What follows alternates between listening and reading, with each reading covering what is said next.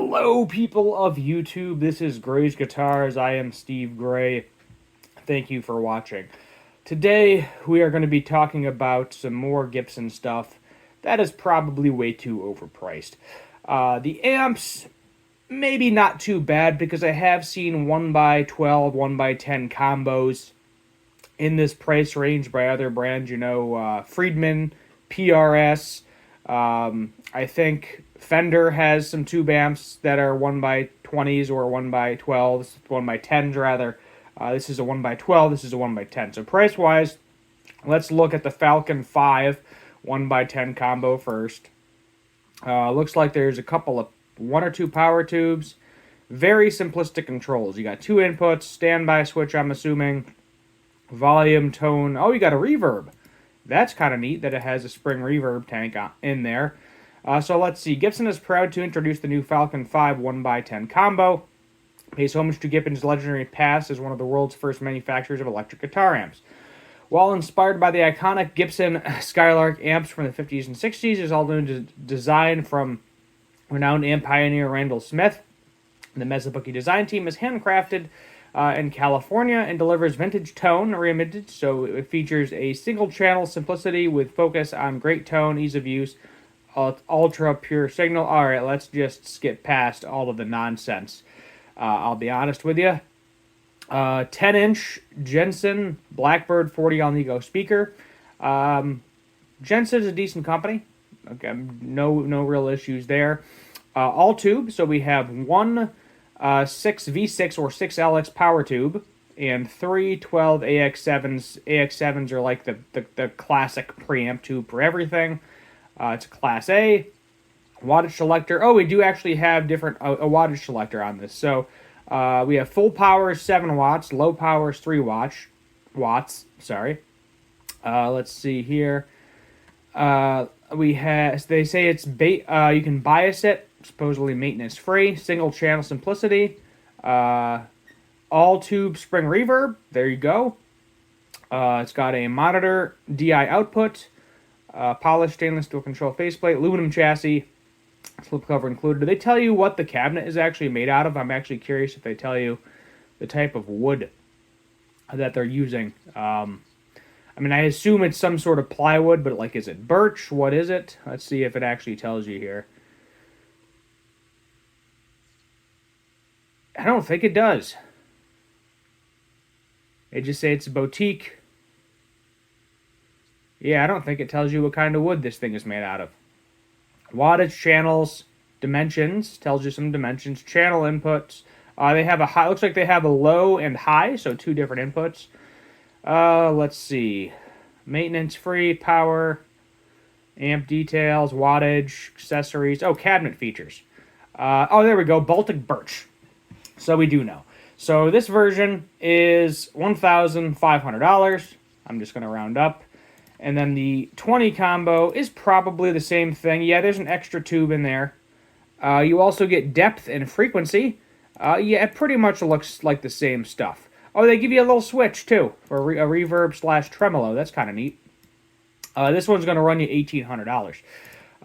So not completely terrible. Is it a little over expensive? Yes. I would not pay this much for a 1x12. You can get, they have them on, Harley Benton sells them and Amazon sends them. I think it's like Monoprice or something is the brand. It's like a 1x12 combo with a vintage 30 tube amp. Sounds fantastic. Great for bedroom practice. Orange Micro Terror as well, maybe along the lines for you. This one, I would say you could probably mic this up to a gig, being a 1x12. I don't see why not. Let's see here. Let's go. Does it tell you how many tubes? 2-button foot switch, aluminum chassis. You get a slipcover, 12-inch. So same type of speaker, just a slightly bigger speaker. Let's see here. 2 power tubes. Okay, and then you're getting 4 preamp tubes. So that's going to be the difference here. So, basically, I would say same thing. A couple more knobs. You get a pedal, which is nice. It's like $300 difference. Just buy the better one. Save up the extra $300 and buy the 20 watt. I'll be honest. If you're toying between which one of these two to buy, just buy this one. I mean, it's, as I said, $300 difference. You might as well buy the one that gives you a little bit more stuff. And if this thing weighs 31 pounds, so this thing basically weighs nothing. Two, let's see, cabinet features. Yeah, same type of everything. So, you got the 8-ohm in there. You got the Baltic birch, marine grade. You got the switch. I don't think you get a foot switch with this one, do you? Let me see if you get a foot switch with this guy. Let's click through all the pictures. No, you do not. So with the so basically you're paying for a couple more tubes, couple more inputs, couple more knobs on there, and a fancy little pedal, a little reverb tremolo pedal there. So I would say between the two, if you're ponying up the money, not the end of the world. I mean, if you want something cheaper, let's just go to Amazon real quick. Let's see here. So let's see. Tube amp. And, guitar tube amp, maybe. Maybe that's what I should put. Guitar tube amp. And yeah, right there. So there's a little 5-watt combo with a Celestian in it for $160. You can do the Micro Terror 20-watt right there, $250, roughly a little more. You got the Yo-Yo heads, that's an option. You can get there you go. Fender's got a Blue Juniors for like half of the price, so that is an option too. So there's plenty of options out there. So if it's not in your price range, then by all means, search around because you can definitely find something significantly cheaper. We all know with Gibson, you're paying for the name. It's like the equivalent of buying an iPhone. Essentially, you're going to pay up for it. Resale value, they're probably not going to lose that much. I mean, maybe, give it 5-10 years. If they're still making these, then they're going to be less. They're probably going to be around like $1,200, I would guess. But being that they're brand new, the only ones that are around that I'm aware of are vintage ones, because I think Gibson stopped making guitar amps back in like the 70s or something. So it's been a minute since they've actually made guitar amps. It wouldn't surprise me if they decided to come out with like their own heads, but I don't think Gibson ever really did that. I think Gibson just had kind of smaller amps for more bedroom players, although 20 watts, as I said, you can definitely hook that up to a mic. My bigger issue is this pickup that they just released. So, yeah. I mean, it comes with this cute little case that you're going to open up once, and then it's going to collect dust and you're never going to use.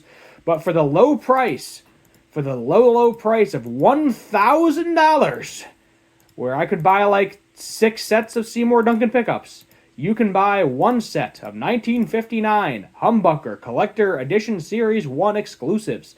And I think they're only making like 1,000 of these. At least I don't know if they're going to continue to make runs of them. I'm assuming if they're selling them out fairly quickly, they will continue to make more runs of these. But ultimately, I feel like on the resale market, with this cute little case and everything, a lot of people aren't even going to put these things in guitars. They're just going to be like, oh, look at these fancy Gibson humbuckers I bought that I don't have in anything. And I'm not putting in a guitar. But I could definitely see these going in some R9s. That would make sense. R9s are very expensive. They're usually like minimum $5,000. Yeah, that's the used market, usually more depending on if you're buying new. But let's go ahead and read the Gibson spiel for these extremely overpriced magnets and wires. So Gibson original patent applied for humbuckers from the 50s are considered the holy grail of humbucking pickup tone. They have been highly influential with many imitations. The originals are some of the most highly valued vintage pickups on the used market. When you can find someone willing to part with theirs, using a combination of 3D scanning, scientific analysis, reverse engineering of original examples from the 50s, and the specifications from the Gibson archives, the Gibson Pickup Shop has developed the most accurate recreation of the acclaimed pickups ever made, right down to the tool marks on the base plate. All right, let's take a look at the base plate, because now I'm curious. Okay. Packaged in a high-quality lift-in presentation case, which, as I said, you are never going to use that case again. The second, if you actually install these in something, set features double vintage white butane bobbins. Oh, okay. So if you actually pop the covers off, you'll have double cream underneath there.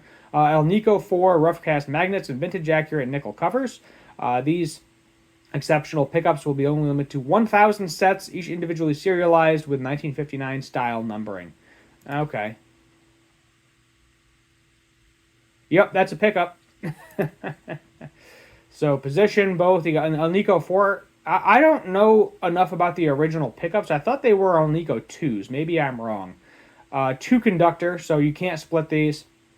True historic nickel, double vintage white burate bobbins, which is basically just double cream.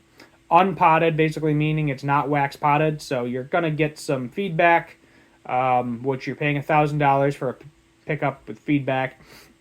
So you got 8.6 in the bridge, 7.7 in the neck, 42 AWG plain enamel wire, pickup rings, true historic pickup rings, cream, each individual serialized, detailed, the most historic accurate patent applied for replica ever made with unbalanced coils and a sweet, woody, loud, and present tone.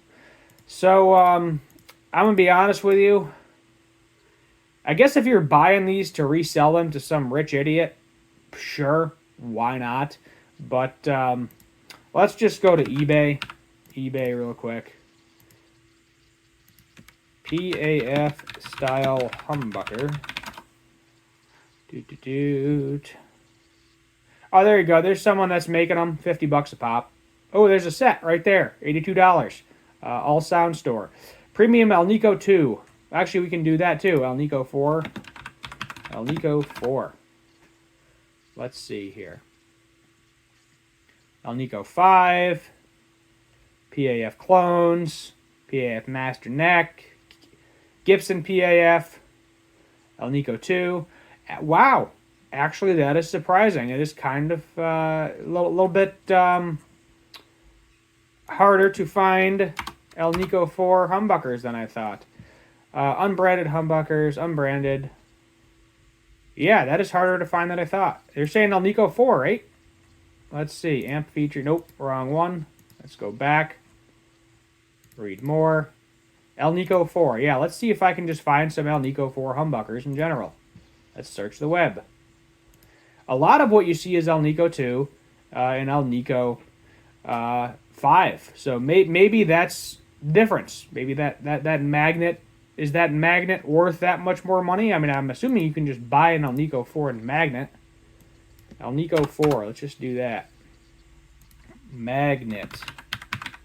Did I spell that right? Okay, so you can buy the magnets at least. Yeah, there we go. You can buy the magnets for like $7. So I guess you could, if you really felt the need to swap a magnet, there you go. But other than that, yeah, don't buy these. For the love of God, don't buy these. I want these to sit. I want Gibson to have to slash the price to $250 for a set because nobody buy these. But at the end of the day, I know there's crazy Gibson collectors out there that are probably going to buy them. So let's just end it there. We're going to call this video like crazy Gibson prices or something. Yeah, that's where we're going to end it. Hit that subscribe button, notification bell, like, share, comment, all that fun stuff. And as always, have a good one.